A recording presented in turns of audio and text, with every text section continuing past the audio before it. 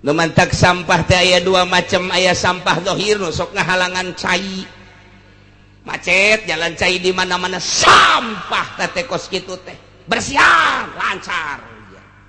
Aya sampah teh sampah manusia nu teu iman ka Gusti Allah ngaranna sampah. Nu maksiat ka Gusti Allah ngaranna sampah. Moal turun banjir lamun teu aya sampah-sampah permaksiatan. Jadi berarti eta pamarentah nu keur ngabersihan cai nu maksiat ka Gusti Allah sampah keneh berarti sampah ngabersihan sampah. Kos gitulah lamun kurang diteropong make batin mah seserian waliullah. Ya lurah keur kikituan camat keur kikituan PNS teh keur ngabersihan gorong-gorong wali mah seuri bae lantaran eta teh sampah dibersihan ku sampah.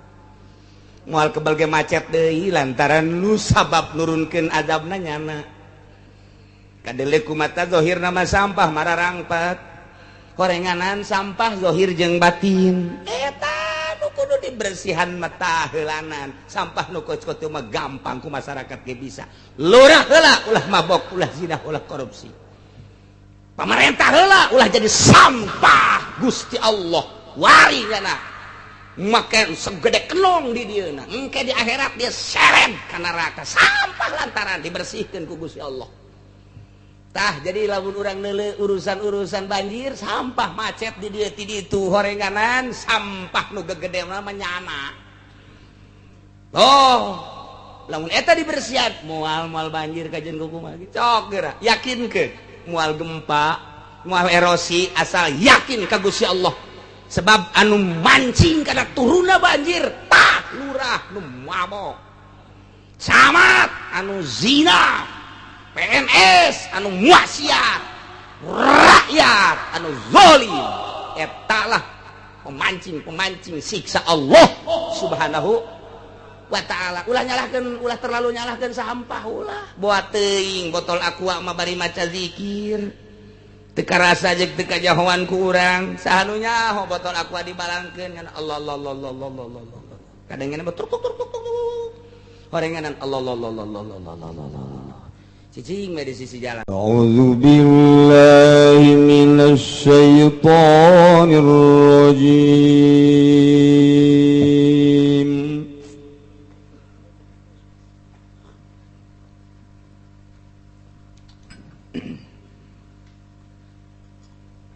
Bismillahirrahmanirrahim. Salajengna urang insyaallah ngaji 2 minggu deui. Minggu isuk masih keneh ngaji terakhir mingguna deui.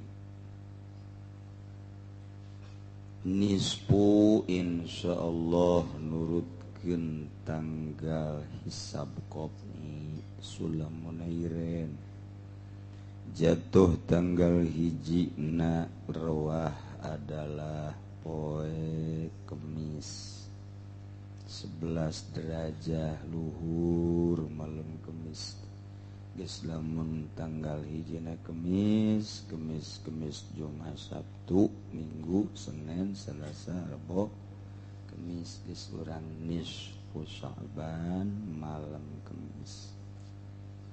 Pergantian buku anu lila ieu disekep. Tinggal urang dibere buku nu anyar. Geus bagus pisan akhir buku stempelna bagus. Awalna geus stempelna bagus. Sugan we nu dideuleu awal jeung akhir. Jadi beres Pak. Sakualaikat baragus kabeh ieu mah geus lah cenah. Tuh, padahal di jerona mah aya ngibing sagala. Carana kumaha macem-macem bentuk taqarrub ka Gusti Allah. Ngan aya tingkatan-tingkatan.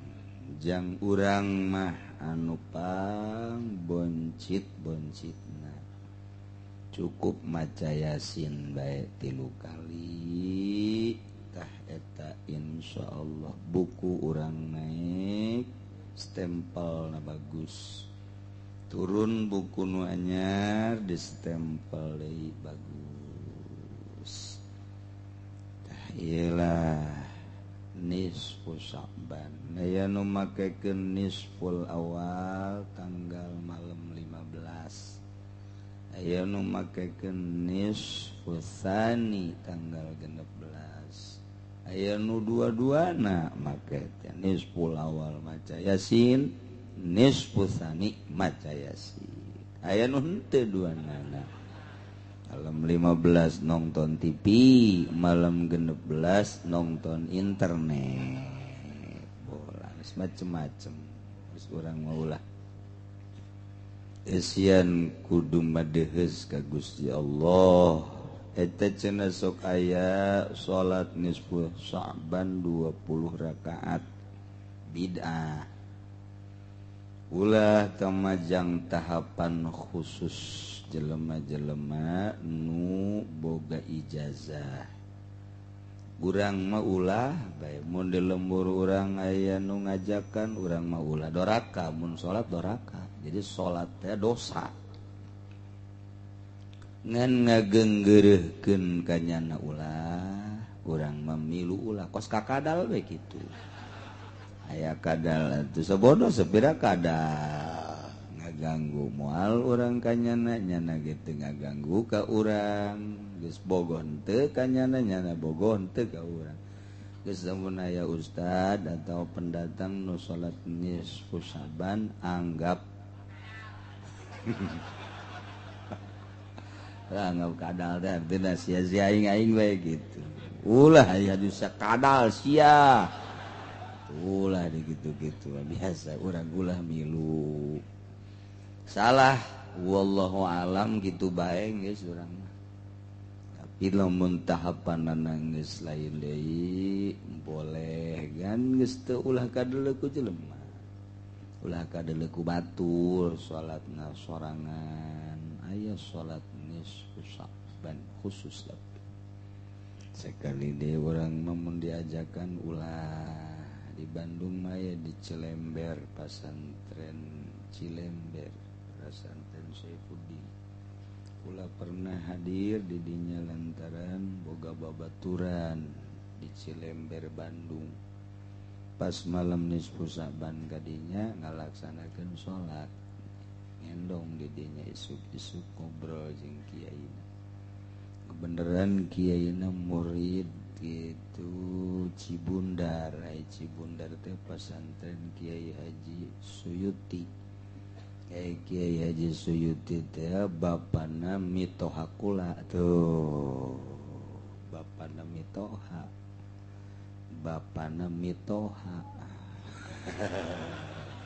gitu emang kana geus itu ya aki atau bapak kolota isuk-isuk ngobrol dongeng salat kukula ditanya menang di mana kumaha silsilah salat hukum cek fikih na kumaha terus kabelah itu na mentok nya mentok baca kulalah atuh ulah diberjamaah mendek na sorangan bae terus panjang lomingna akhirnya marahnya ibadah sih pakai marah segala gitu kan itu deui kula henteu kukuahan teh da mah di sebagian aya anu ngembang-ngembangkeun kos gitu tah eta berdasarkeun fikih mah tetep bae bidah bae ulahnya jadi urang lamun ngalaksanakeun ibadah kudu aya parentah lamun do parentah atuh ulah atuh urang mah kebeneran nya embungnya diulah pas cenah ta kiai tah mantep jasa geus tong Gusti Allah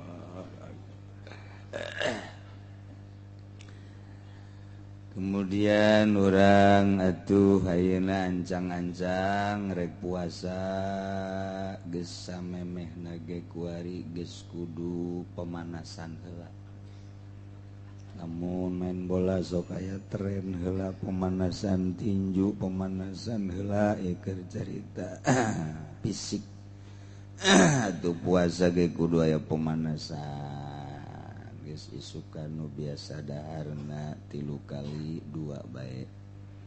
Nu biasa 2 kali sakali, nu biasa sapiring metung setengah piring bae. Atawa nu biasa setengah piring saparapat piring bae. Tah kitu isuk-isuk uduk biasa sapiring setengah. Ngan aju lapar ke jam 10 setengah deui. Jung ke zohor setengah deui. Bener saeutik ngan remen. lain pemanasan tabat. Ya, jadi urang kudu tren abeh pas Ramadan urang ieu geus teu kaget. Geus kamari ieu ge dilaparkeun beuteung urang geus teu kaget. Ulah kaget lamun urang mantes puasa kuru eta bagus. Berarti bener puasana tadina aya timbanganana 50 barang mantes puasa 40 gering meureun teh mah 45 5 kilo bagus eta kos itu puasa beneran. Ieu mah barang mantes puasa tadina 50 jadi 70 bisa pakai tinju kelas berat eta. Teu bagus eta kos kitu tah. Jadi urang embung we lapar teh embung kuru. Tah eta puasa urang ancang-ancang heula ti ku hari abeh pas puasa Ramadan urang teu kaget. Kumaha bedana nu kaget jeung nu teu kaget? Ari nu teu kaget mah begitu asup Ramadan biasa bae. Aktivitas biasa segala rupa biasa pedah rada lapar doang setik eueuh pangaruh sebab tatarina geus pemanasan heula. Tapi lamun nu datang-datang deuk be Ramadan puasa bakalna engke beda. Kaget ku kaget nyana nyarupaan ka peusing ngaringkuk aja peusing ya. Ditoel ge pesing moal hudang dibalangkeun nya ngaringkel bae teu hudang pesing mah. Pesing ge urang boga anak kos kitu ieu pesing berarti. Atau abah nu kos kitu ieu abah pesing ieu. Atau berjamaah anak jeung abah atuh pesing kabehan tah mah. Eta pesing jadi kaget ngaranna. Jadi urang pemanasan ancang-ancang heula sambut ku urang Ramadan dengan penuh bunga jeung bahagia. Sakumaha urang deuk nyambut panganten. Urang dipangantenkeun disambut ku calon disambut ku urang silih sambut lantaran di jerona aya kebahagiaan.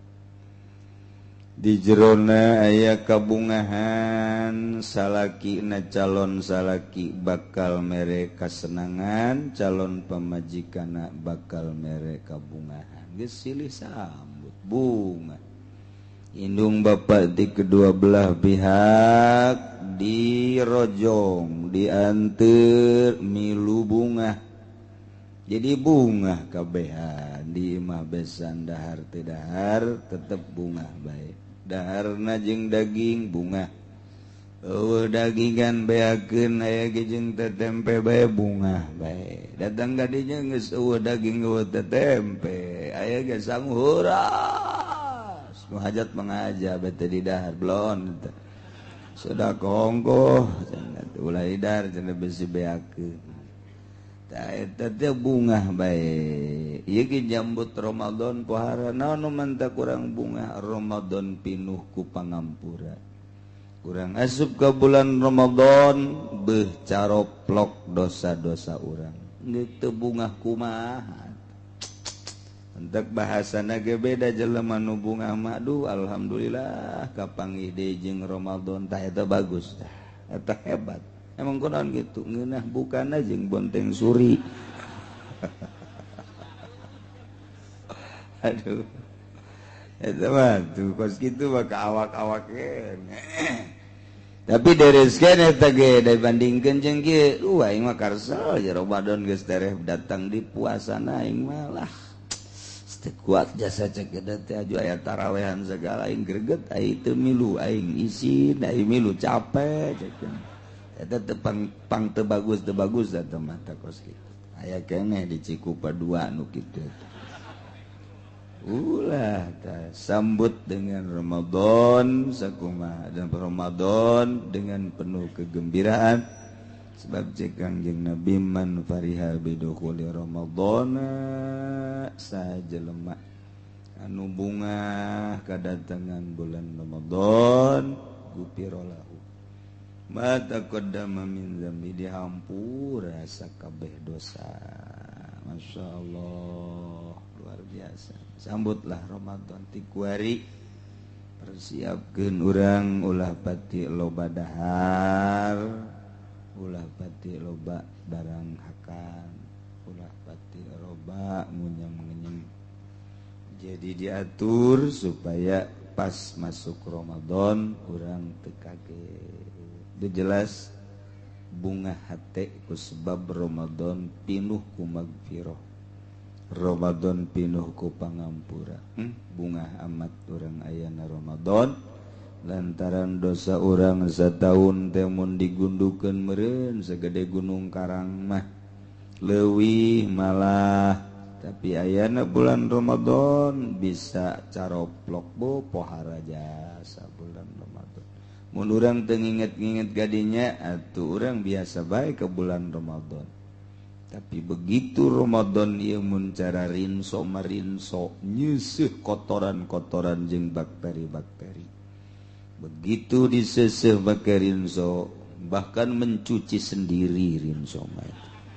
mentak loba nu gararandeng di imah nyeusehan sorangannya nah ieu ge sarua urang ge begitu asup ka Ramadan diseseuh awak urang jadi bersih maha kawasa Allah maha loman Allah maha barahan Allah alhamdulillahirabbil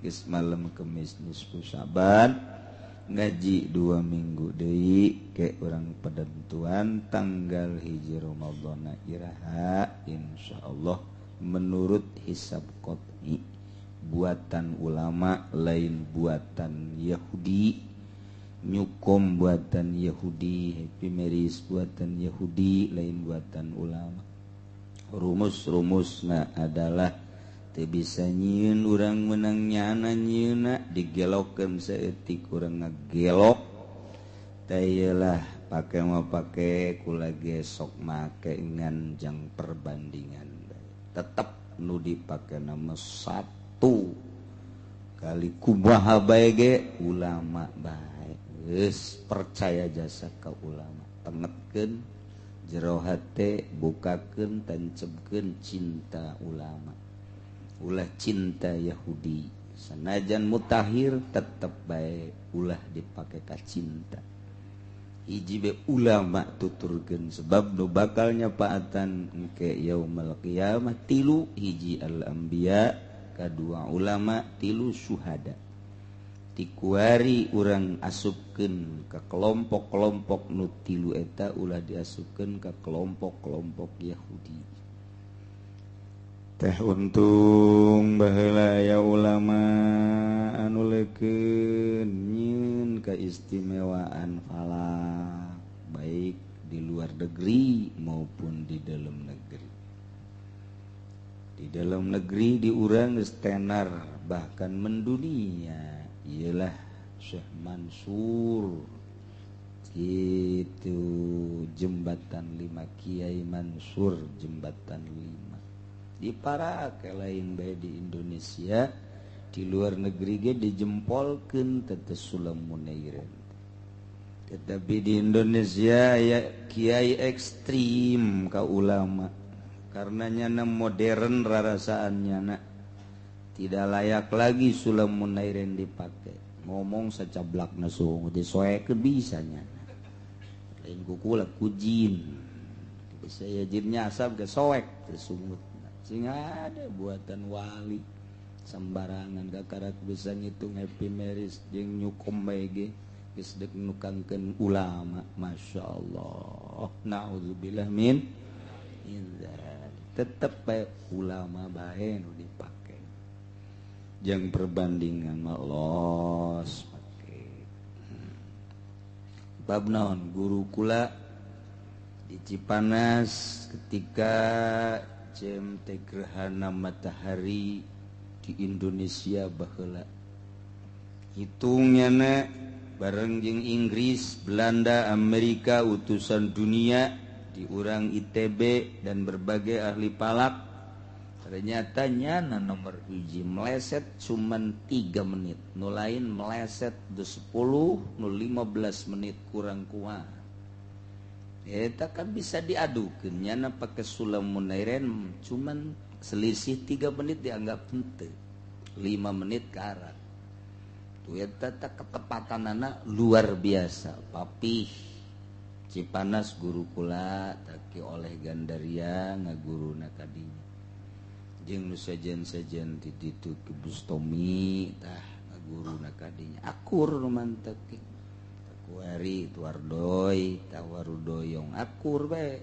geus eta alalakur serang tumpung salah alakur sebab pusatna ti Kibad Surta ketika JMT gerhana matahari dunia selisihna nyana cuman 3 menit Amerika 10 menit Inggris 15 menit Belanda mau malah kabur 20 menit tuh udah kurang kumaha deui masyaallah mantap akhirnya ITB Institut Teknologi Bandung palakna akhirnya ngaji lah kapapih ITB teh ngaguru ka guru kula nu kumaha ditampilin sia ku aing ih kurang kumaha kenyataan jelas terus utusan-utusanana ngararaji ai kuari make teu make ka ulama masyaallah kula mendek nguatan ulama bae lah di dunia datang ke akhirat geus terus bae jeung ulama ieu nu dibaca ku urang kitabna kitab ulama wali Allah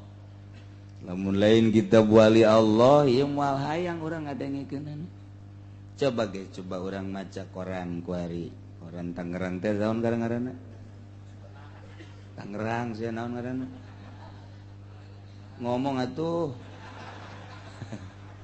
koran Radar baca ku urang paling nu ngadengikeun tiluan obatan liwan lah kos kitu ieu tuh malah yang ngadengkeun bangsa buatan Pasek malah yang ngadengkeun radar ngadengkeun satelit ngadengkeun pos kota ngadengkeun Kompas Merdeka tah mah sapoe baca jumpa majikanana keur meulahan lauk jeung naon eta dikata tanggakeun bungkus tah koran tah cikene mah dibeli dibaca pakai bungkus ieu batu wani urang pakai bungkus pasti boleh lalagaan kitab buatan wali nyaksian di kurang didenge baca haju kurang didengekeun atuh pan ieu jadi saksi utawi iku jadi saksi nu nyieun mah atuh nu teu nyieun ge atuh nyaksian nu nyieun utawi kadinya tah nu nyieun iku geus ngadengekeun wan wali mah teu maot buating sohibul kitabna ieu musannifna nyana keur hadir di ulah dikira baheula abah ngaji Ihya Ulumuddin ba'da maghrib minajul abidin ba'da maghrib keur meujeunna dibahas aya belah dieu tah belah kulon jelema make jubah kasep eureun keur ngaji teh eureun kunaon ngaji tapi terus deui nyileuk ke belah kaler ka dieu eureun deui ngajina gitu eureun deui ngaji deui terus diuk pe di dieu di kaler tah nyana ngaji almarhum Abah Minhajul Abidin ba'da maghrib lila terus beres ke jero belila dek salat isya nanten nu biasa setengah 9 ieu mah datang ka jam 10 santri teh lila ngadaguan karena kaluar geus terus we ngaji-ngaji sababaraha poe kula nanya kejadian tersebut teh buah eta cenah waktu keur ngaji teh Imam Ghazali hadir coba eta tuh ieu buat teh hadir ya belah mana meureun teh nya dideulekeun we nyangan nyana paling neulekeun ka nu nundutan nyana ye tah budak teu nganggap cenah ka aing sial jasa masyaallah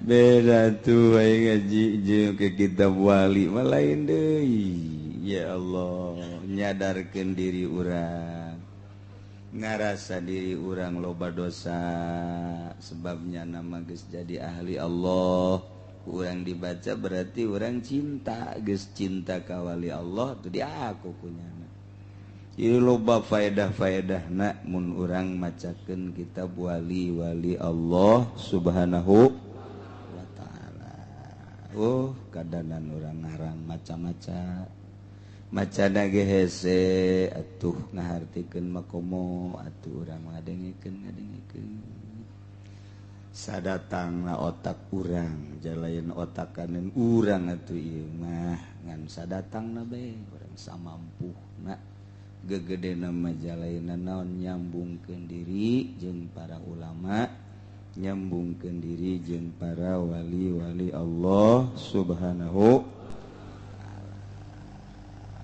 nyeritakeun tentang Kangjeng Nabi Ibrahim alaihi salam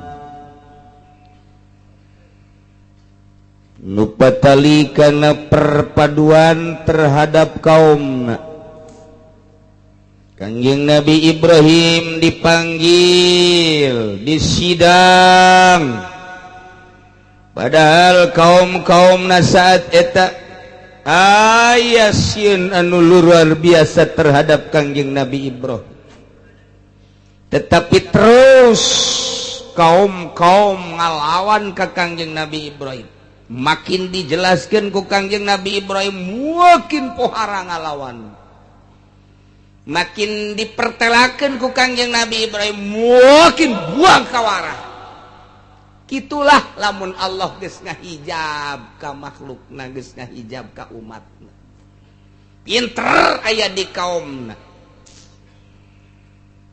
sugih aya di kaumna gelar-gelar doktor gelar-gelar profesor cendekiawan sak eta aya di kaumna tapi teu mengaruhan kana hatena ilmu tinggal ilmu aiku Allah dihijab maka hijabai kurang kumaha kibar siso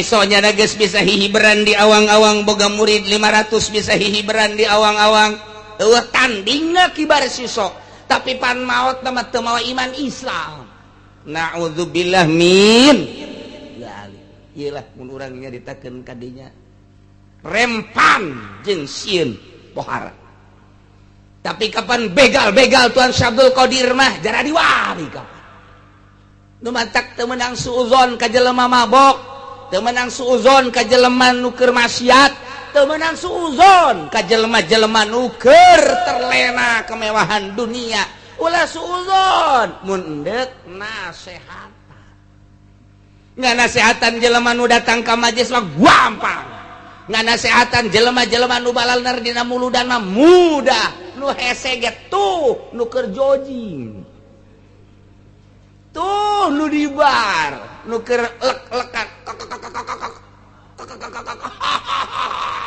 ini dunia kita ta eta ta nu kudu dinasehatan mah tah di jero nama mun ditanya imanna ka saka Allah Kangjeng Nabi Muhammad sa Rasul Allah tapi nyana kan aya di lembah hitam iya nu kudu dinasehatan tah kudu mah urang datang ke tempat kitu milu urang jeung nyana lain milu mabok pasar wana tuh asup urang gading sabaraha poe kekuatan orang cicing didinya eta ja Allah nama eta kena orang salat coba di bar didinya batur keur meujeuhna nang ningung urang sholli fardhul isya'i arba'a rakaatin Allahu akbar pasti nuker gegendengan teh kok ada yang salat di sini ya ini sih orang bener apa enggak ya nyana nu teu bener orang bener apa enggak cenah kok salat di sini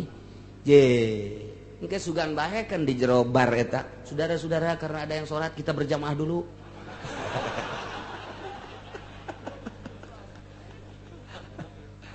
bab dakwah urang mah bisa dakwah teh diondang muludan ngaranna doang dakwah buacak Allah mah lain dakwah horeng keur ngagarong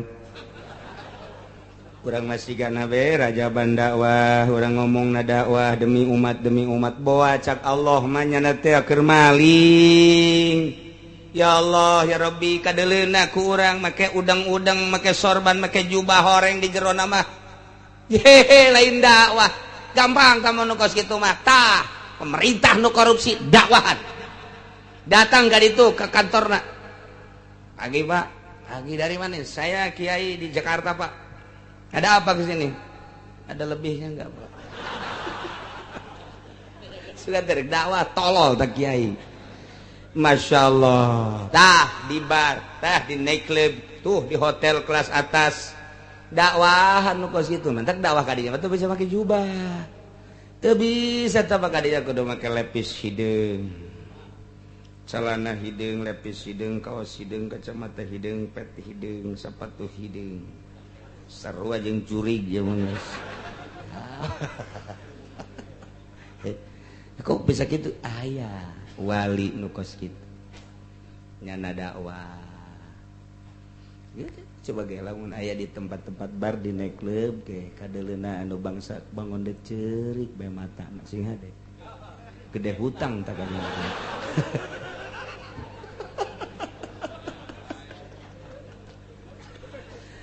Maha kawasa Allah nugaskeun umatna jangan dakwahan umatna teh setelah teu aya Kangjeng Nabi setelah teu aya para sahabat setelah teu aya para tabi'in dilanjutkeun ku para wali-wali Allah di luar dugaan teu nyaho urang mah apakah di bar teu pernah aya wali kadinya aya di nightclub teu pernah aya wali kadinya aya tempat hiburan apakah teh kadang di luhur panggung walina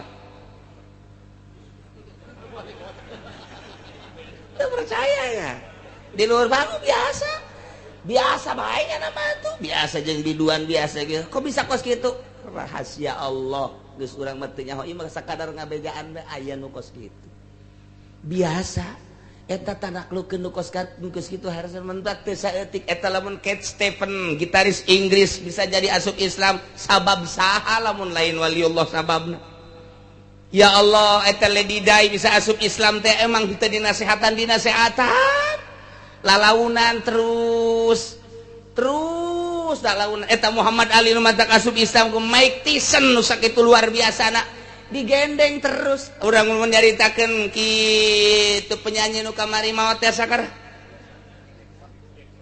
Michael Jackson anu beungeut geus dirobah-robah kumaha eta waliullah babarengan jeung nyana sok manggung di mana-mana saumilu teu kanyahoan ternyata nyana satu ketika nganasehatan ada Tuhan sebetulnya di balik kita dia riwayat Michael Jackson tersentuhlah ku ucapan-ucapan babaturanana anu kunyana dianggap kalau kamu punya Tuhan enggak ujung-ujungnya ya saya punya Tuhan kamu siapa yang menciptakan langit dan bumi kok kamu bareng-barengan saya justru saya adalah diutus untuk menasehati orang-orang seperti kamu kapan saya harus belajar sekarang kita sedang belajar kemana harus melanjutkan belajar yuk kita ke Mesir bareng nyana ka Mesir ka ditu diserahkeun ka kiai tugas wali mah balik deui nya nama ka ditu sow deui biasa rahasia Allah ya Allah eta di Amerika loba nu asup Islam eta di Inggris loba nu asup Islam eta di Prancis loba nu asup Islam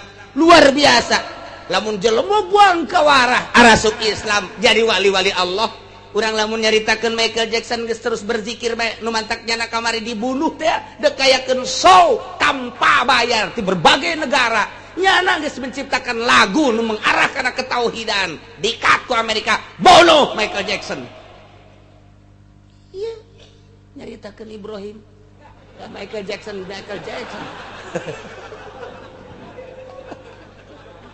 Masya Allah. Gitulah cerita dunia. Artinya sing hade tetep aya nu ngopenan ieu negara secara batin. Urang bae di makom syariat, gas panggil kiai syariat. Ceramahnya nyanyinya ceramahna. Balik dibere be amplop leutik, balik deui. Eta kiai kakarek datang ka dinya atuh bayar bae geus mah kiai bayaran teh mah. Ieu mah sederajat jeung supir angkot teh mah kiai kos kitu mah. Masalah di derajat-derajat kok tah. Nunggus pohara mah wali-wali Allah tersebar di dunia. Mantak urang kuari nu teu pahameun mah kok aya haol teu menang sambarangan. Sebab di dinya teh aya dunia kewalian. Di balik dunia zahir aya dunia batin. Tersusun rajana, aya wakilna, aya sekretaris, aya bendahara, udunan biasa, meuli mobil ka dituna. Pan bloon amat atuh. Lain gitu. Gitulah mentak aya nuqaba nujaba uropa asaib abdal autad terus muhtar imamani kutub. Di luar dunia eta nu kedeuleu ku mata kasat urang aya dunia batin. Lamun urang boga mata kasat aya mata batin, lamun urang boga celi kasat aya celi batin, lamun urang boga irung kasat aya irung batin, lamun urang boga sungut nu kasat ieu aya sungut batin. Ya Allah ya Rabbi, ieu gegerakan urang teh ieu teh ngan saukur dikadeuleuh adang nu zahirna mah leungeun di jerona aya roh eta batin ngaranna diurus walina. Ieu daratang ka dieu teh emang nang urang atuh lain, menang sa nang ngagiringkeun malaikat. Ayo kada tuh ngaji daratang urang. Cek nu di luar teh lain aing mah lain digurekeun ku malaikat. Kusa pemajikan marah. Berarti pemajikan malaikat eta. Bisa ngagiringkeun nya ngaji. Tadi tuh lah geus sepel aing mah dulu kos kitu. Nya kaluar ti imah aing ka mana nya lah ngaji bae lah. Ngaji. Keur puyeng sabersama. Geus ngaji di hadapan tangkal Ambon kieu sing kebel gitu kiai ngajina. Aing kumaha embung balik aing. Tunggulah jenazah ngeunah dinya datang ka aing. Nah, Kangjeng Nabi Ibrahim teh seperti kitu ku kaumna. Dahsyat jasa. Ieu kakarak ge kakarak naik ti kakampungan ti keluarga naik ka urusan kampung kuari naik mun cara urang mah kakarak ge ieu teh datang ka daerah kabupaten itu persidangan di kabupaten engke naik persidangan di gubernuran ke naik persidangan secara nasional secara dunia ujungna engke berhadapan langsung jeung Raja Namrud nu di pangeranan teh teu langsung Kangjeng Nabi Ibrahim teh terekel sigina teu dakwah heula terus bae Kangjeng Nabi Ibrahim teh mun cara kurang mah diluluhkeun heula yeuh ku daerah coba panggil tetep bae makin mencuat Kangjeng Nabi Ibrahim wah wari ukuran provinsi nah ya Kangjeng Nabi Ibrahim teh di sidang tapi tenang bae Kangjeng Nabi Ibrahim ketika Kangjeng Nabi Ibrahim di sidang kemudian Kangjeng Nabi Ibrahim minta argumentasi terhadap kaumna tentang ketuhanan pangeran tentang pangeran nuku manehana nuku para kaum diimani teh coba minta penjelasan anak setelah Kangjeng Nabi Ibrahim ngajelaskeun pangeran-pangeran nu bener anu ngadamel langit bumi katut eusina tercenganglah para kaum-kaum sehingga Kangjeng Nabi Ibrahim teh ngelehkeun kaumna kok batu disembah-sembah kok patung disembah-sembah boro-boro disembah jae nu kudu disembah mapan kudu nu bere rezeki kudu nu utar atur ulah anu ku urang dijieun atuh pangeran mah buktina kukula dibebeskeun ka kali ge cicing bae buktina hulu patung kukula di kieu-kieu ge cicing memangnya nu kos kitu kudu disembah pangeran anu ngadamel langit bumi jeung eusina urang ieu kabehan nang nyieun pangeran saha Allah subhanahu wa ta'ala kaumna langsung marah ka Kangjeng Nabi Ibrahim mantak cek Kangjeng Nabi Ibrahim ayyul fariqaini ahaqqu bil amni mana di antara dua golongan pemusyrik jeung pentauhid kami tah sebagai nu nauhidkeun ka Gusti Allah atau aranjeun anu malusik nu bakal boga pengamanan ti pangeran. Tentu kami mun maneh boga pikiran, mun maneh nyaho pasti bakal nyaho kanu bakal diamankan ku Gusti Allah adalah penyembah-penyembah Allah, lain penyembah-penyembah berhala patung cek Kanjeng Nabi Ibrahim. Masya Allah, gagahna Kanjeng Nabi Ibrahim. Pikir ku otak. Nu mantak sampah teh aya dua macam, aya sampah zahir nu sok ngahalangan cai. Macet jalan cai di mana-mana sampah teh kos kitu teh. Bersihan lancar. Aya sampah teh sampah manusia nu teu iman ka Gusti Allah ngaranna sampah. Nu maksiat ka Gusti Allah ngaranna sampah. Moal turun banjir lamun teu aya sampah-sampah permaksiatan. Jadi berarti eta pamarentah nu keur ngabersihan cai nu maksiat ka Gusti Allah sampah keneh, berarti sampah ngabersihan sampah.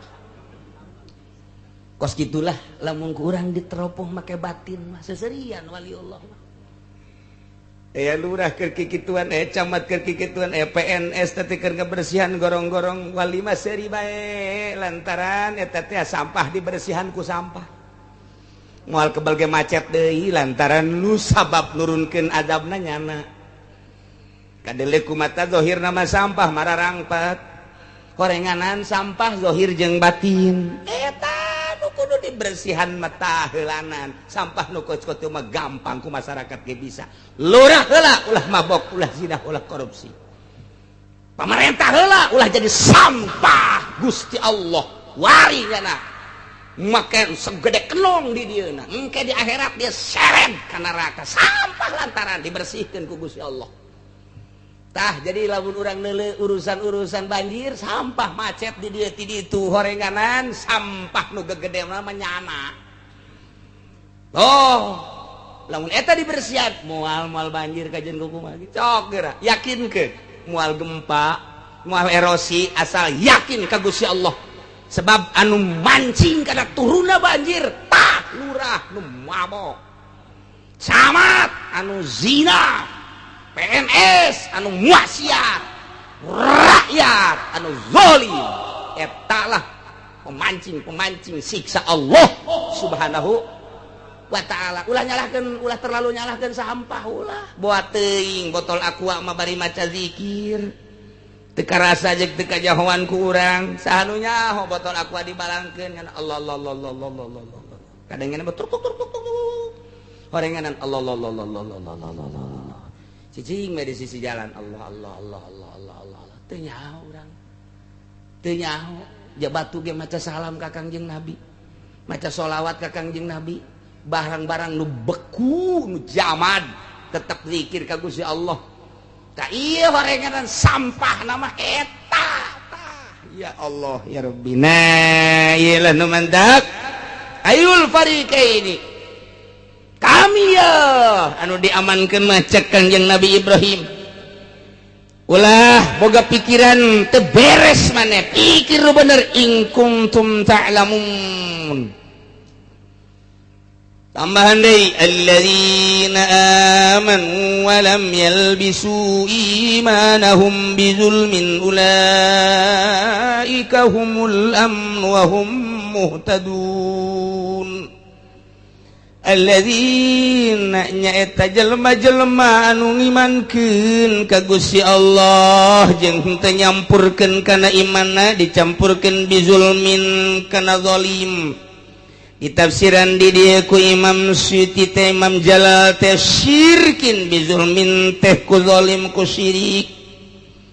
Nah iyalah jelema nu ngimankeun ka Gusti Allah teh nyampurkeun imanna kana syirik ulaika humul amnu jelema eta lah anu bakal diamankeun ku Gusti Allah wa hum muhtadun eta lah nu mareunang pituduh ti Gusti Allah Subhanahu wa ta'ala.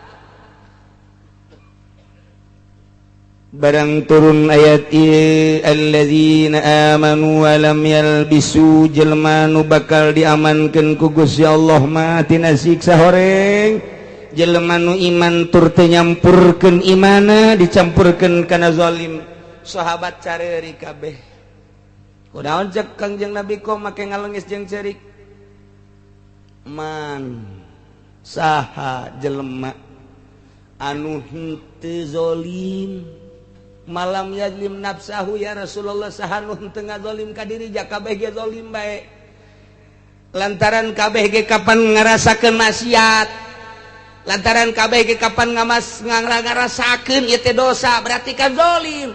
Sedangkan nu bakal diamankan jelema nu teu zalim, sedangkan mayoritas jelema zalim. Mantap cek Kangjeng Nabi, lain zalim eta ieu mah zalim syirik. Sakumaha nu dicaritakeun ku Luqmanul Hakim, ya bunayya inna syirka la zulmun azim. Luqmanul Hakim ngajelaskeun inna syirka la zulmun azim. Syirik teh la zulmun azim. Zalim nu gede mah syirik. Hatina syirik teh ngaduakeun ka Gusti Allah, percaya ka Allah sebagai pangeran, percaya ka patung ge pangeran, atawa teu percaya ka Gusti Allah mah patung bae. Tah, puguh pangeran nu asli Allah nyana nyieun deui pangeran. Ieu lah syirik garana disebut musyrik. Iya nu bakal disiksa ku Gusti Allah.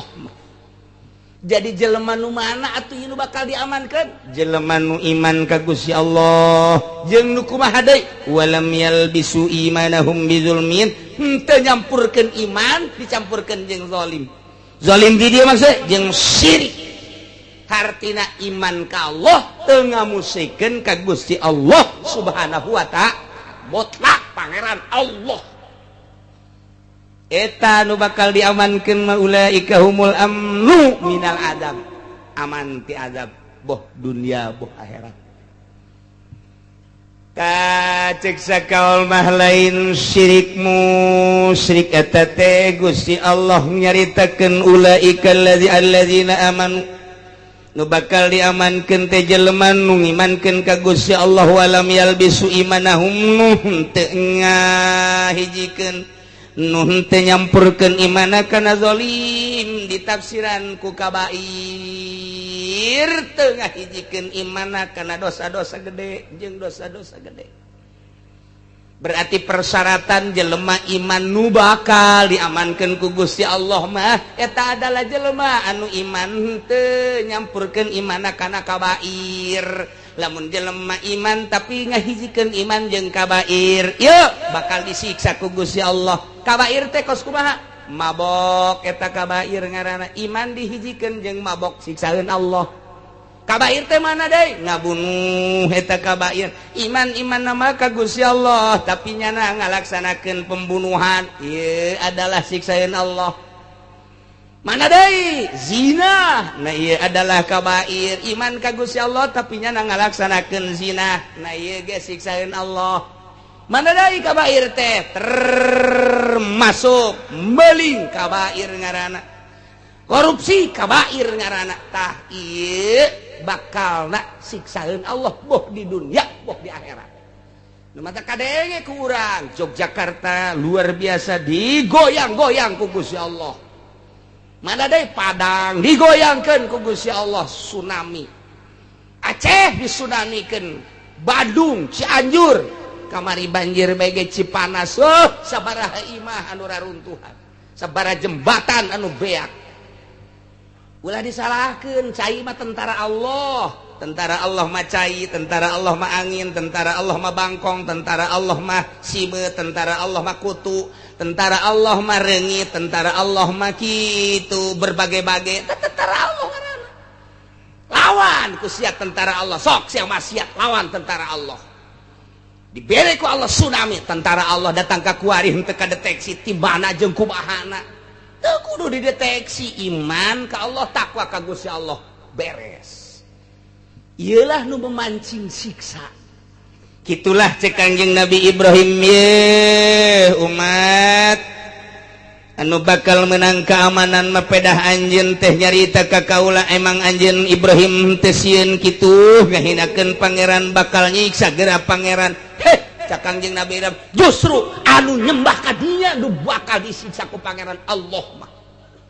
Ibrahim sia teh kunaon bangkawarah tah anu nyembah na kalain Allah lu bangkawarah. Weh terus bae mah ka Masya Allah Ibrahim cak bapak na isya si tanang magahan siya kok itu amat nah magahan Gusti Allah iraha siya belajar ka Gusti Allah ulah ngomong bah asana abah disiksa ya ku Gusti Allah hei Ibrahim iya bapak sia ya bapak ge lamun bener lamun teu bener mah setengah bapak Ibrahim parah jasa ka Ibrahim oh Masya Allah para Kangjeng Nabi gagahnya nama di sidang teh sorangan makanya sieun Kangjeng Nabi Ibrahim henteu malah musuh nu sieun sieun di sel masalah sieun Kangjeng jeung Allah ke rahasiana naon tak Kangjeng Nabi Ibrahim datang ka teu sieun sebabnya nu kabayang keagungan Gusti Allah Subhanahu wa taala titik Kangjeng Nabi Muhammad Kangjeng Nabi urang sieun ka musuh malah musuh nu sieun kok bisa kos kitu keagungan Gusti Allah nu ditingali Kangjeng Nabi Musa sieun ka Firaun teh sae tiga-tiga kok bisa kos kitu keagungan Gusti Allah Firaun gadangieun Allah aing dititah ku Gusti Allah sieun-sieun teh tuh nu mantap pendakwah nu kuari ye lamun nu sieunan keneh nah sieun teu kabeuli beas sieun teu kabeuli mobil sieun teu kabeuli sekupi sieun teu di alam ku bupati sieun teu digendeng tambah kiai sampah tambah kos gitu iya pengundang laknat kiai nu kos gitu Masya Allah inggis jasa ya urang lamun ningali kos gitu Kangjeng Nabi Ibrahim teh sieun Allah nu dideleuna nu geus neuleukeun luhur bumi luhur langit iya Allah cek Kangjeng Nabi Ibrahim boro-boro anjeun nyingsieunan ka kaula bahwa kaula besi dilaknat besi disiksa ku pangeran anjeun nu ngaran Batu justru anjeun nu bakal diladak jeung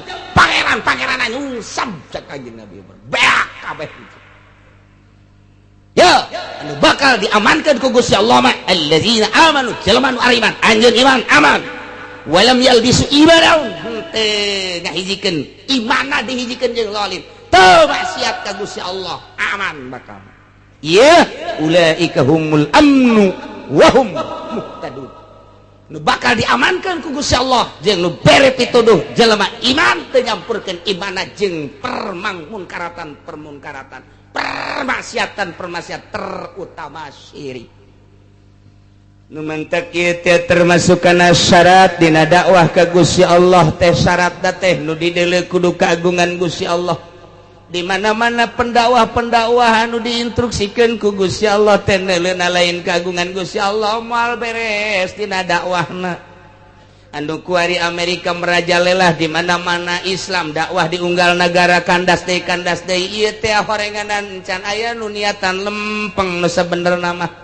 lamun geus aya nu niatan lempeng hiji bae kagungan Allah nu dideuleuna bakal menang kajen kumaha kakarak Saddam Hussein ngabedakeun saeutik transaksina teh anti dolar ku Saddam Hussein diputerkeun ku ari mah urang transaksina dinar tidak boleh dolar memeh ka dinar euro heula goyang Amerika kakarak dikitu kedah ieu kakarak ge ikhlasna Saddam Hussein mungkinana 50% encan 100% Amerika geus kewalahan datang ke ayeuna kewalahanana nu matak membabi buta ka unggal negara lantaran transaksi na dolar teh ilepkeun ku Saddam Hussein urang mah teu nyaho mimitina ko diserang eta Irak nah naonan Amerika nyerang Irak horenganan dilumpuhkeun ku Amerika tidak boleh dolar jadi transaksi di negara paman Syam saha eta Saddam Hussein nu matak terus Saddam Hussein teh dicaci dimaki ke Amerika tenang wae jana mah runtuh ujiannya Amerika selangkah runtuh dua langkah runtuh tiga langkah runtuh ieu mah kudu diserang cek Amerika serang cek urang serang ge cek urang Jogja mas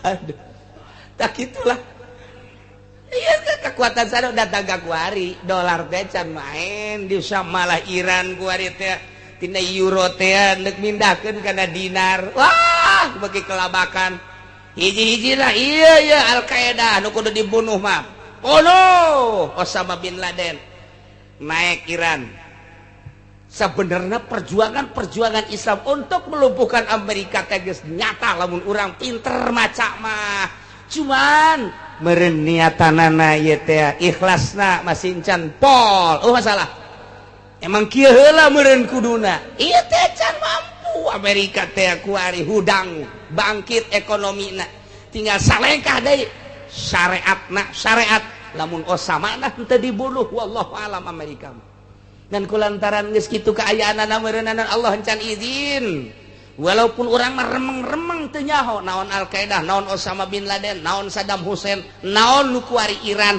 urang mah teu nyaho ieu teh komo nu teu ngaji ka dieu mah geus teu nyaho jasa bae geus eta horenganan perseteruan perekonomian sebab di dieu horenganan pusatna. Nah, kumaha keur Indonesia moal ka dijelaskeun ku kula Indonesia pokoknya nyaho perang we geus tenang ujianna geura asah golok jang haol mencet kebo beres ieu keur carita inti-intina we teu main Islam memang teu main moh Amerika ngomongkeun Islam adalah raksasa yang sedang tidur raksasa ngan hees jadi dilengkahan we kunya sebab naon inti perpendidikan Islam kabeh tinggali sejarah di berbagai universitas urusan-urusan perpolitikan perekonomian terus perbudayaan kabeh ti Islam tokoh-tokoh Islam kuari ditayangkeun di dunia horenganan Amerika malah ditemukeun ge anyar tapi kulantaran solid nyana kuari bisa ngajajah ka unggal negara tinggal urang mah bae kuari urang bangsa Indonesia negara-negara Indonesia urang anu ngeusianana siap atawa henteu bangkit semangat urang jang naon ieu jang daulah sakumaha anu aya dina panca sila kedaulatan kadituna naon aing pohon tah kadituna tah tuh ieu tah tuntutan urang sebagai rakyat dibodohkeun ku Amerika di SD tidak usah ada pendidikan agama Inggris dipaksakeun kuari urang mah kuari teh jangan naon ku aya pemaksaan bahasa sih kelas 1 kudu make bahasa Inggris kelas 2 kudu bahasa tidak usah mengenal Arab pemaksaan ti Amerika pendidikan naon kitu kan menteri pendidikan anak tuh geus dikaluhan atuh hayo bae TK kudu bahasa Inggris kenalkan Inggris Amerika nu aya Inggris di urang ge lain Inggris Amerika jahatna Amerika Inggris kabagi dua Inggris Amerika mantap kula mah kurang paham Inggris Amerika mah Inggris lu paham mah ya Allah ya Rabbina ieu dipaksa urang teh ieu kuari teh guru geus teu berdaya dipaksa budak leutik geus nyaho I love you kuari budak leutik geus word isuni geus nyaho kuari geus budak leutik geus nyaho where do you come from geus nyaho budak leutik geus we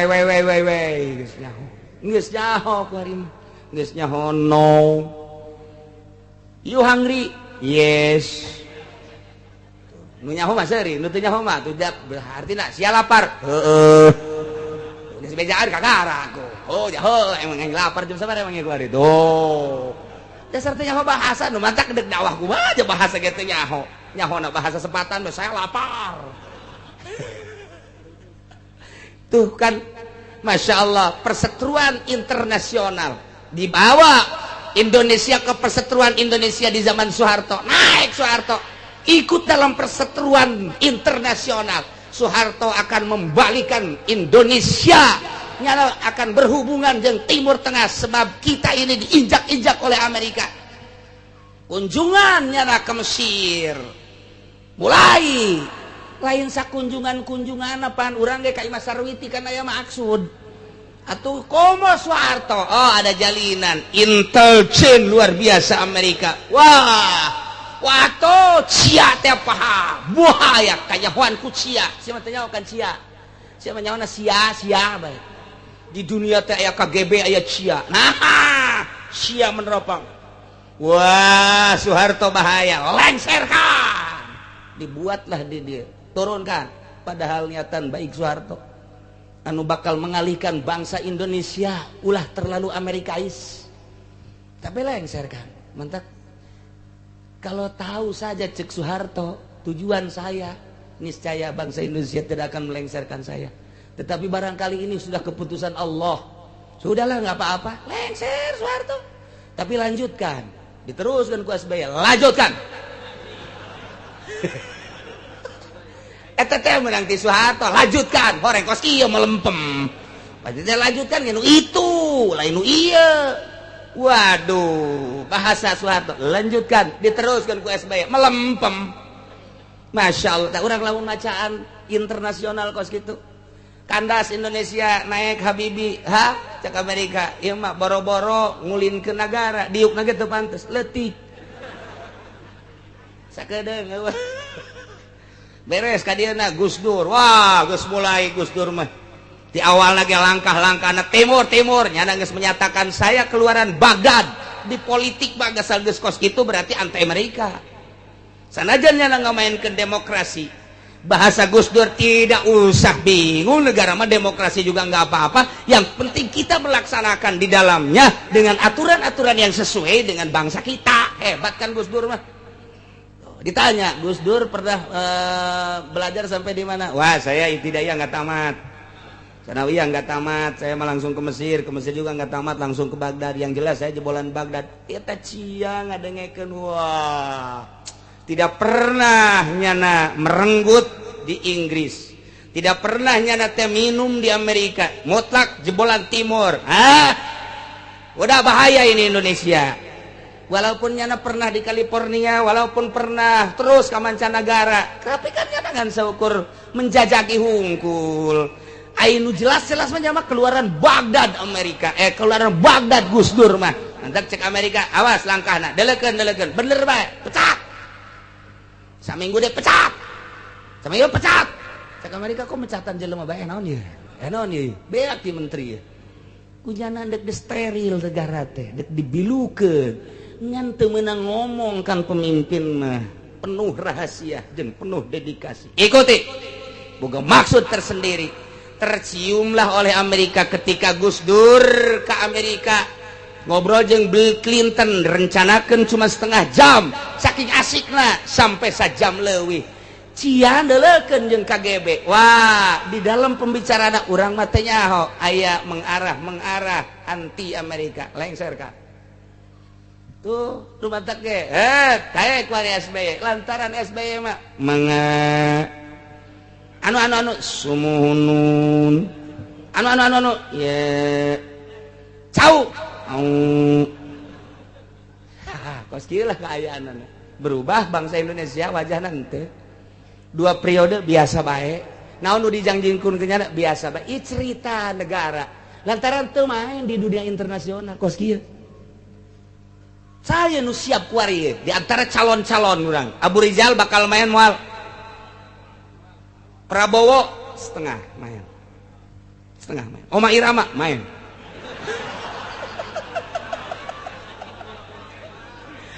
Setelah berjalan geus boga satria bergitar ngana. Ya Allah ya Rabbi, urang teh baca politik teh kos kitu. Kok bisa kos kitu? Kos kitulah perpolitikan mah. Dele benang merah na ka mana ieu ka mana. Masya Allah, mun urang kos kieu bae melempem bae. Atuh lamun urang naik ka dunia internasional perang, atuh masalah perang ge kudu perang daripada urang di udag-udag hutang. Yang mending perang kreditan. Lah geus angge mah paeh mah geus beres ieu kreditan tah. Je atuh geus kege mantep. Nah, ngan lain kitu permasalahanana nyaritakeun ieu ganti cara main catur babari di organisasi Al-Qaeda, ieu paeh ieu ganti babari di organisasi partai babari Golkar paeh ketuana tawa ganti ku ieu P3, ganti ku ieu PKB, ganti ku ieu PD babari. Tapi ieu naikeun jadi raja RI 1 di Indonesia itu babari, jadi modalan ieu niatan untuk merubah wajah Indonesia anu terkenal di dunia menjadi negara terbesar koruptor menjadi negara nu jujur jeung makmur. Eta niatan eta nu mahal ge. Tah berarti kudu kumaha tuh? Kudu tapa heula. Soeharto tapa, Bung Karno mokomo petapaanana luar biasa, Gus Dur tapa. Tah kuari tanyakeun ye calon-calon presiden urang pernah tapa tah henteu. itu behelanan Oma mah pernah tapanya nama di mana nyana tapa eta keur neangan ani teh hari tapang aduh masyaallah ieu ka mana ieu teh alladzina amanu wa lam yalbisu imanahum ternyata jelema nu iman bersih imanah teu dicampur adukeun imanna jeung zalim jeung kabair ieulah ulaika humul amnun nu bakal diamankeun ku Gusti Allah hum muhtadun nu baroga pituduhnya asal geus dituduhkeun ku Gusti Allah ngomong a ngomong b ngomong c nikmat ujianan nuturkeun ana boro-boro ngeunaan perang siap jasa lantaran lu kadeulana kebahagiaan fid dunya wal akhirah sahabat daek perang demi kebahagiaan fid dunya wal akhirah tabiin daekeun perang demi kebahagiaan dunia wal akhirah ketika orang hanya kebahagiaan dunia doang jauh kebahagiaan akhirat embung orang perang melempem orang jadi rauhul jihad kudu ditancapkeun di hati orang perangan moal beres negara mah Numantak Baghdad mah perang aduh biasa bae rawa perang mah dari dulu juga tuh sering perang mati-mati enggak perang juga mati atau tenang bae nya nama ngomong budak leutiknya ka senjata tembak geus masalah sebab tertua di dunia negara adalah negara Irak Babil lamun dina tafsir mah Babilonia lamun orang Persia nyarita. Nah, iya negara-negara tertua teh di dunia teh Irak, Iran, eta negara kolot garana, Mekah, India, eta negara tua garana, Pakistan, eta negara tua Cina, negara tua teh Cina teh Hong Kong. Mantak ge eta Sa'ad bin Abi Waqqas diutus sahabat Sa'ad bin Abi Waqqas teh kita dakwah di Cina.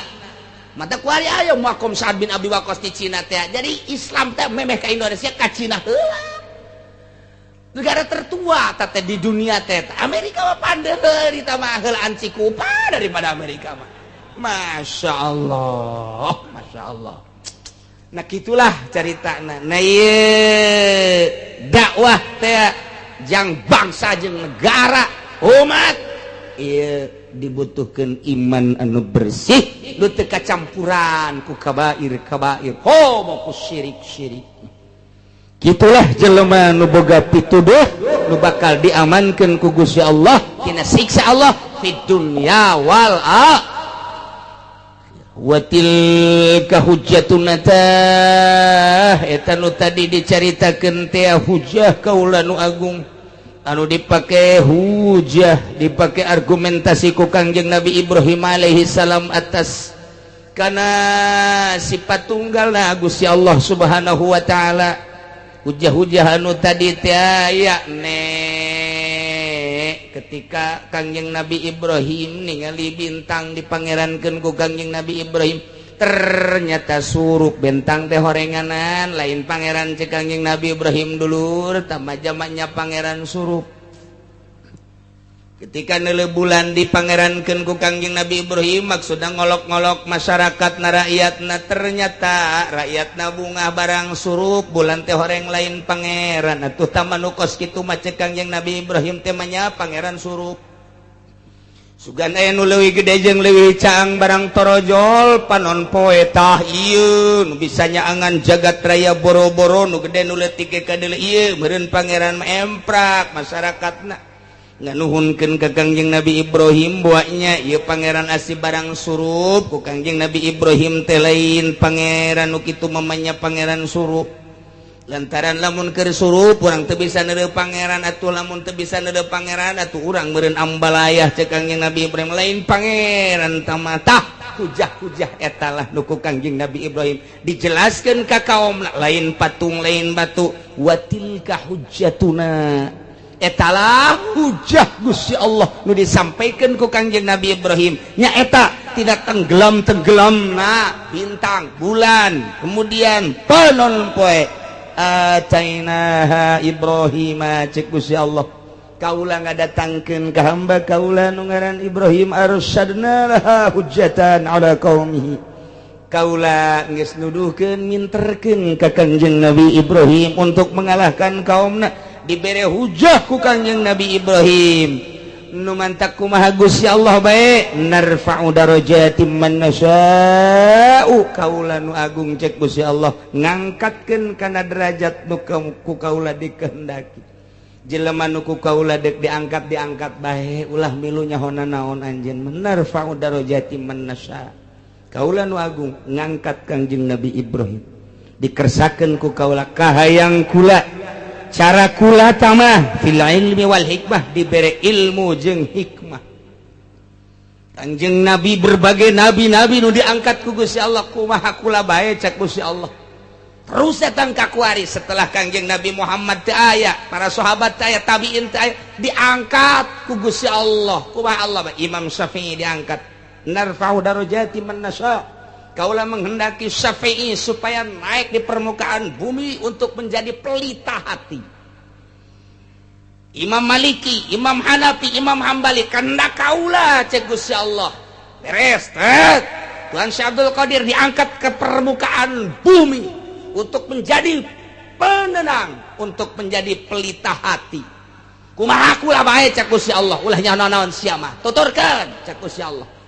Belah dina wala para wali sanga Islamkeun Indonesia wahai para aulia cak Gusti Allah maneh teh kuai geus jadikeun kakasih Islamkeun perang berbagai kerajaan-kerajaan dengan kerajaan nu aya di urang lain perjuangan leutik wali sanga berjuang di urang teh melawan Majapahit melawan berbagai permusyrikan diteruskan ke Banten ka dieu Tuan Sultan Banten Syekh Maulana Hasanuddin.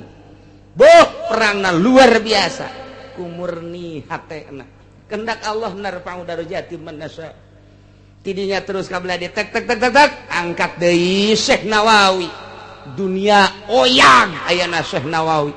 Ketika tarung di Mesir, ketika tarung di Mekah, Nawawi nu leutik orang Jawi tetapi kemampuanana luar biasa nyahoan dunia kabeh sebab kumpul kabeh di Mekah Turki, Yaman, Mesir nyahoan kabeh Irak, Iran ketika muncullah Syekh Nawawi tanar Ajawi muncullah dengan berbagai karangan-karanganana diakui dunia Syekh Nawawi teh narfa'u darajati man nasya beres Syekh Nawawi Syekh Astawi caringin untuk Banten mah luar biasa. Jawa ka ditu Kiai Hasyim Asy'ari untuk Jawa luar biasa. Ka dieu ka tengah terus Kiai Muslim meranggen Demak luar biasa teh. Narfa'u darajati man nasya. Belah dieuna teh aya Abuya Dimyati Cadasari, aya Ki Bustomi lumayan, lain lumayan pohara teh. Waridat alhamdulillah kiaina arasup Golkar ya Allah ya Rabbi teu kadenge kurang jituna dakwah ja Abuya mah cicing bae tapi loba jelema anu sujud mun carak sujud mah dihareupeunana di dieu almarhum ja biasa bae kadeuleuna mah tapi Masya Allah aya sabarapuluh mungkin ratus asup Islam di leungeun almarhum. Coba eta biasa baik korenganan melalui batin tadarru jeung tafakur ka Gusti Allah memang saatna model kitu. Nah nu mantak Gusti Allah teh mere cara dakwah teh disesuaikeun jeung kaayaan kaumna. Kaum Kangjeng Nabi Musa guaragah ilmu sihirna dibere Kangjeng Nabi Musa tongkat anu ngaleuwihan tina sihir. Kangjeng Nabi Ibrahim lantaran najamin ahli perbintangan Kangjeng Nabi Ibrahim dibere meluluhkan perbintangan Kangjeng Nabi urang Kangjeng Nabi Muhammad jarago jasa sajana jarago jasa bahasana ahli sastra orang Arab teh turun Kangjeng Nabi diberelah Al-Quran di zaman Kangjeng Nabi Sulaiman jelema teh mengagungkan harta saat eta dibere harta nu berlimpah Kangjeng Nabi Sulaiman untuk meluluhkan umatna. Terus baik saat-saat mana Gusti Allah dek narfa'u darajati disesuaikan tinggal kuari urang teh dahaga hayang aya ulama secara nasional anu bener-bener teu pernah melirik sebelah mata kana dunia paling kudua sabelah masa tik teh ya saha ieu urang Urang coba pantau Jawa Timur saha, Jawa Tengah saha, Jawa Barat, Bandung saha, Banten saha, nyebrang kurang ka Lampung saha. Oh, barang di Lampung gede bener aya gajah malulu. Nah, nyebrang urang ka Kalimantan, urang nyaho di Sambas teh di dinya teh. Wah, pabrik wali-wali Allah. Ki Khotib Sambas, orang Kalimantan, berarti di Kalimantan sorangan, kerajaan Kalimantan sorangan adalah wali-wali Allah. Teropong kurang kuari ka Kalimantan, mana wali-wali Allah na? Ulah cerita wali halanan, ulama anu muncul anu narfa'u darajati man nasanu ku urang kadeuleu ku mata kasad urang mah halanan can aya. Malaysia orang nyebrang kadinya setik di Malaysia coba baheula teh aya Habib Abdullah di Malaysia teh. Anu ketika kahuruan jadi deui tokona teh. Pateuh weh kuari. Nah ieu di Malaysia nyebrang urang coba ka ditu ka Thailand. Jadi Thailand teh aya pengarang amil di Thailand. Tah eta nu kurang dibaca teh eta amil ilaman lawamila pinah wimiatu amilin. Pan karanganna karangan lain urang Indonesia eta teh. Urang Thailand. Tah coba deuleu ku di Thailand. Cangcing-cung kuari. Coba tepan lain lalagaan dibaca pan ku urang. Ya Allah ya Rabbi, dimurodan ku Syekh Nawawi. Nyebrang urang ka Korea, kuyak malulu di Korea. Terus nyebrang dunia urang ningali sekup letik, sekup gede. Mana kuari ketika aya Osama bin Laden. Boh, pohara dunia, ngageter dunia teh. Aya Saddam Hussein. Kitu emang Allah mah nyieun tokoh-tokoh teh nu bakal ngagempur kafir teh ngageterkeun dunia. Ketika naik Saddam Hussein, jelema nu lahir ke alam dunia ku simpati-simpatina dingaranan Saddam Hussein. Sanajan kuarina eueuh kumisan jeung kunyin. Saddam bae. Sabaraha ribu? Saat eta 1000 manusia di dunia nu terdeteksi langsung dingaranan Saddam Hussein. Nang saha eta simpati kitu? Lamun lain nang Allah moal bisa dijorekeun ku Amerika. Jelekan, jorekeun tetep bae kaluhur bae. Sebab naon? Melawan kafirnya dengan perekonomian. Dilawan ku persenjataan siapun jasa. Eleh menang lain urusan. Allah nu boga urusan. Berlanjut datang ka kuari. Nu mantak apakah kuari peperangan Irak jeung Amerika teh bisa dicicingan ku Amerika? Teu bisa. Satu jengkal tanah Irak tidak akan diberikan kepada Amerika. Kitunya nama tah sumpahna satu jengkal tidak akan bisa. Selama masih kena ada manusia-manusia di Irak tidak akan diberikan. Cina-cina nanya kedutaan bikin aja untuk kemaslahatan. Nyieun nyanakan di ditu dan lain sebagainya, gedung-gedung dan lain sebagainya, pertahanan apa aja. Cek orang Irak tidak masalah kayak di bom ieu ku kami. Tenang bae tah urang Irak teh boga kos kitu. Masya Allah, iyalah negara 1001 malam. Vina Panduwinata atau ngokos itu mah. Nyete, siapa tuh nyaho sarige ya? Mana ya ataina Ibrahim ala qaumihi narfa'u darajat. Kami ngangkatkeun darajat manasa ka jelema nu ku kami dikehendaki. Inna rabbaka hakimun alim. Sanyana pangeran anjeun Muhammad maha bijaksana dina dadamelanana. Alimun maha uninga bi khalqihi terhadap makhlukna. Rusak kuari dunia khususnya Indonesia kehendak Allah. Ulah bingung-bingung kehendak Allah. Kabeh tenang urang salat. Kehendak Allah kabeh ge alimun maha uninga hakimun maha bijaksana. Jalamun ku Allah diendeukeun mah aya hiji jelema nu gagah meureudanan siap ngalawan bangsa-bangsa nu brutal-brutal anu brengsek atuh mah kawasa Gusti Allah ngan henteu bae heurana encan wayah engke mah geus wayah mah keluar ti pertapaan nyana langsung aya di luhur awang-awang. Kaula cek manehanana ia adalah turunan Ki Sempar. Antum atas tapa di Gunung Karang tas neulean sumur 7 batur kulaya 3 hiji si udel kadua si gareng kagulangan si cepot ya ieu bakal gitu. Pewayangan eta adalah suatu lambang-lambang manusia anu keur berjuang kumalandang di alam dunia, anu jadi Semarna, anu jadi Cepotna, anu jadi Garengna, anu jadi Gatot Kacana, anu jadi Samiajina, anu jadi tuh siapa nyaho bae Dorna cenah. Ese tok nonton mah kos kadari itu bae. Cenah kieu nya aing mah nyaho ge di kitab. Campur jeung nonton setik. Aya kitab lah, mal aya lamun lain di kitab perwalian. Dibuka di dinya Semar asilna tina Samir. Bahasa Arab eta teh kos kitu teh. Aya hiji-hijina secepotna eta pan ku urang teh osok dihadiahan. Lamun urang hadiahna teh kitu sang yang wenang, sang yang wening dan lain sebagainya. Eta anak Kangjeng Nabi Adam. Ke kuku lamun dicaritakeun dina ilmu perwalian Nur Cahyo dan lain sebagainya kadina terus kadina. Aya duwi. Eta kan dibedakeun ngaranna doang. Anak Kangjeng Nabi Adam na diganti ngaranna. Terus Kangjeng Nabi Sis kan diganti ngaranna. Ieu teh dek diasupkeun kana perwayangan. Jang naon, jang ngalambangkeun manusia-manusia nu hirup. Ki Haji anu ngredit ieu contona. Ki aya geus aya contoh-contohna dilambang-lambangkeun. Masyaallah. Deumantah kudu nyaho engke cara-carana ieu sinom ieu kinanti ieu terus ka belah dieu.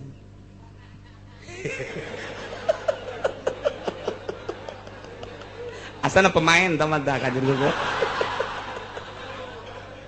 Narfa'u darajatin man nasya. Kitu kede lamun ku Gusti Allah dek digesleukeun. Lamun tadi diangkat, ya sia diangkat. Bangunna puluh ya pelaya digesleukeun ku aing. Gusti Allah urusanana. Ilmu aya di nyana tapi ti kosewad aya di nyana. Ya Allah ya Rabbi, lamun urang nyaritakeun ka dieu sejak Kangjeng Nabi Ibrahim na kukulan nu kamari dicaritakeun, manehanana dibukakeun langit, jalain ka hayangnya anak ka hayang Allah. Kangjeng Nabi Musa diangkat ka Gunung Tursina, jalain ngahayal Kangjeng Nabi Musa, jatuh mah ku Allah. Kangjeng Nabi urang diangkat ka Sidratil Muntaha, jalain ka hayang Kangjeng Nabi ku Allah. Kitu keneh, narfa'u darajatin man nasya kersa Gusti diangkat ku aing sia diangkat bae. Atuh urang ngeri na lamun ku Allah dek digesleukeun. Na'udzubillah min. Mudah-mudahan urang kabehan selalu diangkat derajat, ditetapkeun iman Islam, diistiqomahkeun ibadah urang ka Gusti Allah. Akhir hayat urang bisa ngucapkeun kalimatun thayyibah la ilaha illallah sehingga urang aya dina kasalamatan, aya dina ridho Allah Subhanahu wa taala bi barakati